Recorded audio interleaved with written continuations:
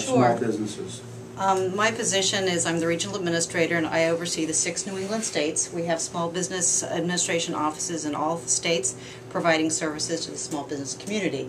And so in the regional capacity I cover all of New England and travel around and work with my colleagues like Bob Nelson here in Massachusetts. Excellent. Bob, you're down in next to the Boston Garden these days? Correct. Yeah, the local SBA, we're located in the O'Neill building, right next to the garden. Did you have trouble getting there with all the playoff Been lots of activity next to our offices locally. But in addition to the district office here in Boston, we also have a branch out in Western Mass in Springfield. So we cover the entire state. I'm responsible for all SBA programs in the state of Massachusetts. So how many people are in the Western office? Because I would assume servicing is important, and Western Mass is an incubator for a lot of small businesses. It is. The branch office actually it's a one-person office, so it's a huge geographic area for one person. But you know, we rely on our partners to deliver the SBA program. So we work with all the banks across the Commonwealth. We work with about 150 different banks here in the state.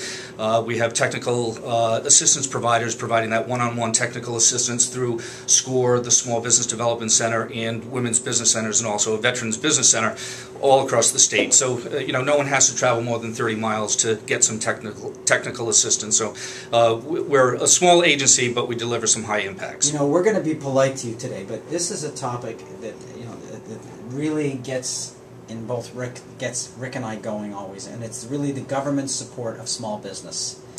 And it's always an issue for both of us. We won't hide it from you because we think that obviously job creation comes from small business. It's the entrepreneurial sector. It's where democracy comes from, and we don't think that the government does enough to support that whole segment. And then we're not saying you don't, because you're the advocates. Well, I would say, we strongly agree with you. We are a small agency with a very big mission. When you look at the economic recovery, 73% of net new jobs have been created by small businesses. Right. Historically, 2/3 of every job is created by small business. 50% of every worker in the country works for a small business or owns a small business.